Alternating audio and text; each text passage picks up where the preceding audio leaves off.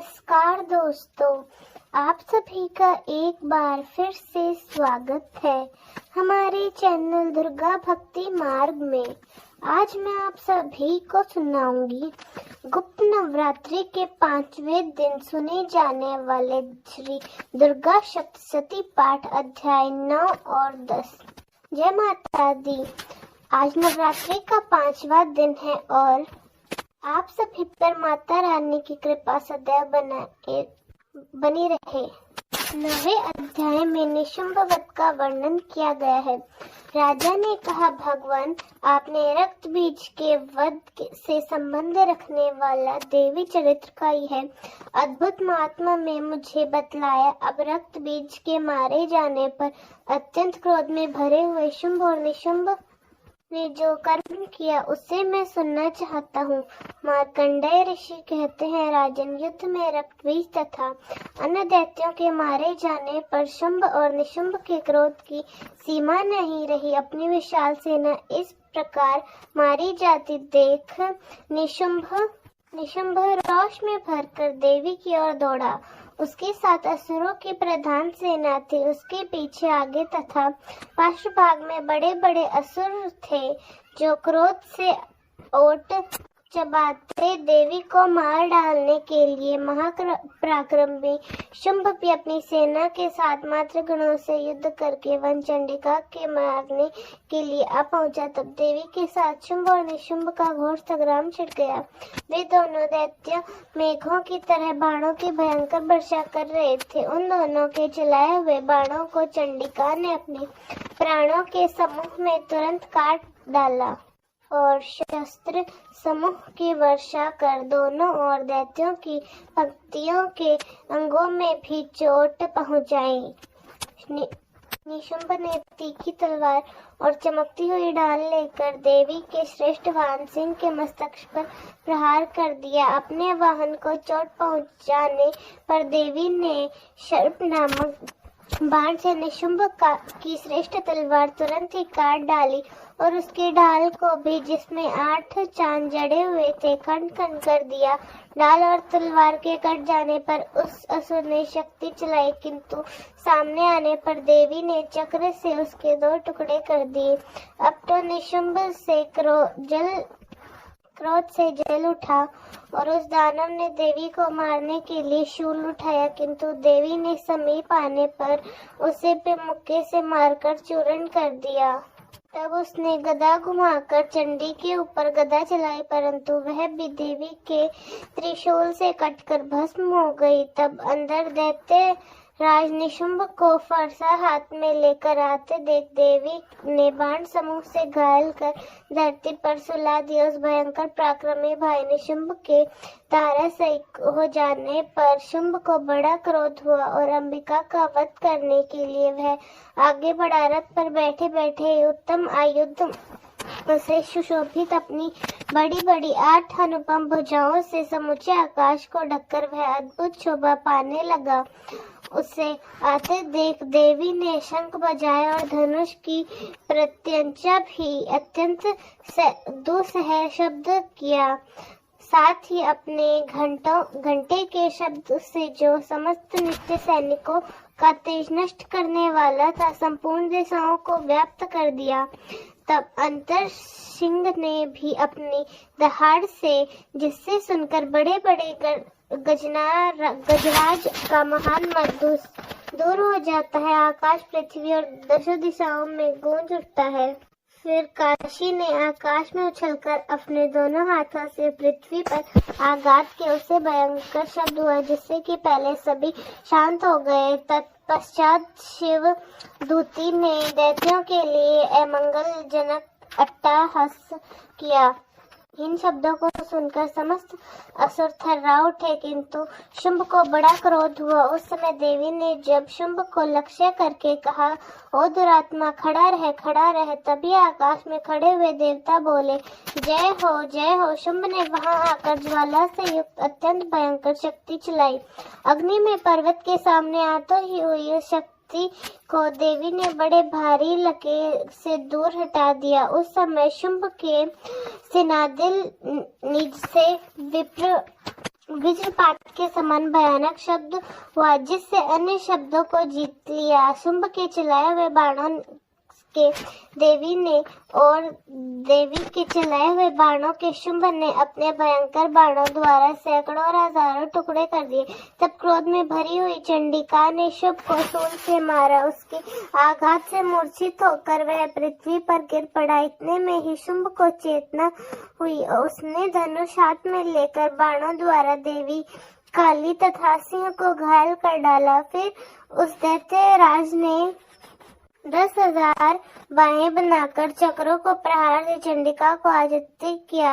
तब दुर्गम पीड़ा का नाश करने वाली भगवती दुर्गा ने कुपित होकर अपने बाणों से उन चक्रों तथा उन बाणों को काट गिराया। यह देखकर निशुंभ दैत्य को बहुत ज्यादा गुस्सा आया और वह क्रोध में भरकर निशुंभ दैत्य सेना के साथ चंडिका का वध करने के लिए हाथ में गदा लेकर बड़ी तेजी से दौड़ा। उसके आते ही चंडी ने तीखी धार वाली तलवार से उसकी गदा को शीघ्र ही काट डाला। तब उसने शूल हाथ में ले लिया। देवताओं को पीड़ा देने वाले निशुंभ को शूल हाथ में लिए आते देख चंडिका ने वेग चलाए हुए अपने शूल को उसकी छाती में छेद डाला। शूल की विदीर्ण हो जाने पर उसकी छाती से एक दूसरा महाबली एवं महापराक्रमी पुरुष खड़ी रहे कहता हुआ निकला। उस निकलते हुए पुरुष की बात सुनकर देवी ठहर कर हंस पड़ी और खड़ग से उन्होंने उसका मस्तक काट डाला। फिर तो वह पृथ्वी पर गिर पड़ा। उसके बाद सिंह अपनी दाढ़ से असुरों की गर्दन कुचल कर खाने लगा। यह बड़ा भयंकर दृश्य था। इधर काली तथा शिव दूती अन्याय दैत्यों का भक्षण प्रारंभ कर देती और कुमारी की शक्ति से विदीर्ण होकर कितने ही महादैत्य नष्ट हो गए। ब्राह्मणी के मंत्र पूजित जल से निस्तेज होकर कितने ही भाग खड़े हुए। कितने ही दैत्य महेश्वरी के त्रिशूल से छिन्न भिन्न होकर धाराशायी हो गए। वाराही के थूथन से आघात से कितनों का ही पृथ्वी पर कचुम्बर निकल गया। वैष्णवी ने भी अपने चक्र से दानवों के टुकड़े टुकड़े कर दिए। स्त्री के हाथ से छूटे हुए वज्र से भी कितने के ही प्राण से हाथ धो बैठे। कुछ असुर नष्ट हो गए और कुछ महायुद्ध से भाग गए। कितने ही काले शिव दूती तथा सिंह के प्रयास से ग्रास बन गए।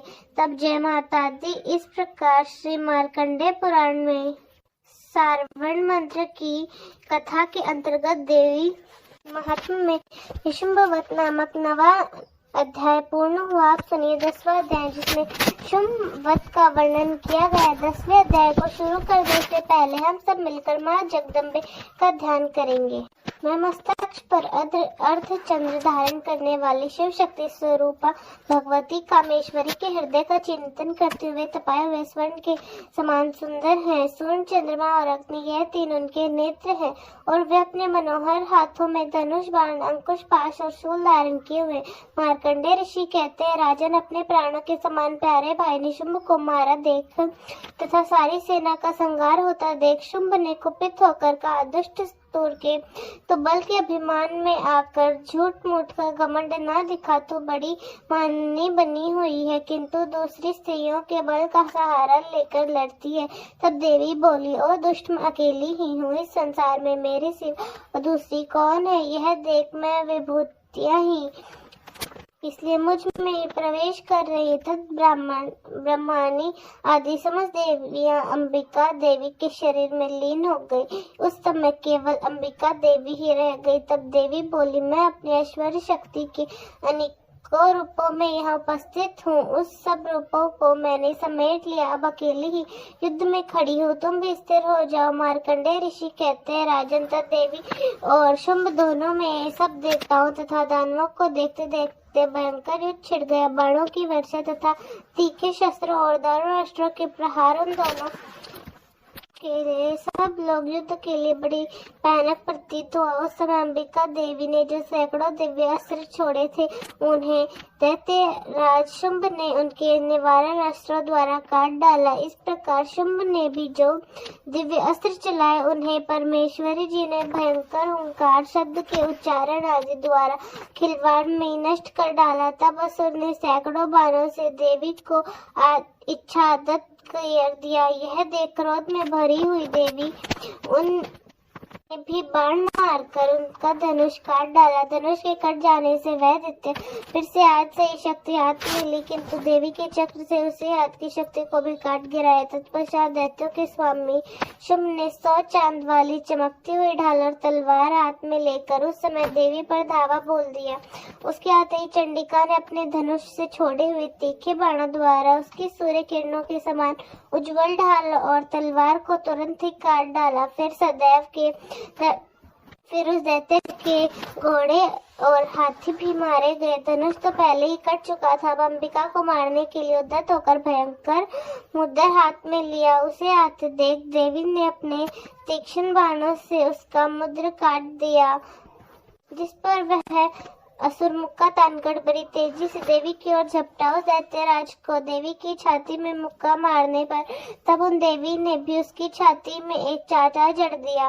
देवी का थप्पड़ खाकर दैत्यराज पृथ्वी पर गिरा, किंतु पुनः सहसा उससे पहले की तरह उठकर खड़ा हो गया। फिर वह उछला और देवी को ऊपर आकाश में ले जाकर खड़ा हो गया। तब चंडिका देवी आकाश में बिना किसी आधार के ही शुंभ के साथ युद्ध करने लगी। उस समय दैत्य और चंडिका आकाश में एक दूसरे से युद्ध करने लगे और उनका वह युद्ध पहले ही सिद्ध और मुनियों को विस्मय में डालने वाला हुआ। फिर अंबिका ने शुंभ के साथ बहुत देर तक युद्ध करने के पश्चात उसे उठाकर घुमाया और पृथ्वी पर पटक दिया।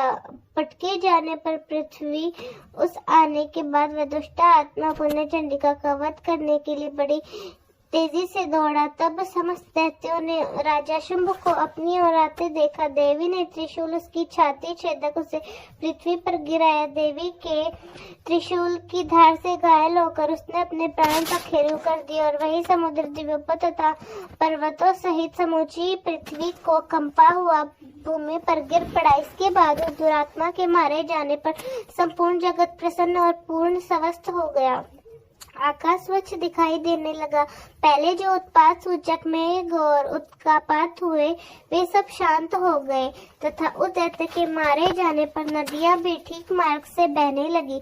उस समय शुंभ की मृत्यु के बाद संपूर्ण देवताओं का हृदय हर्ष से भर गया और गंधर्व गण मधुर गीत गाने लगे। दूसरे गंधर्व बाजे बजाने लगे, अप्सराएं नाचने लगी, पवित्र वायु बहने लगी, सूर्य की प्रभा उत्तम हो गई, अग्नि शामन हो उठी और संपूर्ण दिशाओं से भयंकर शब्द शांत हो गए। जय माता दी।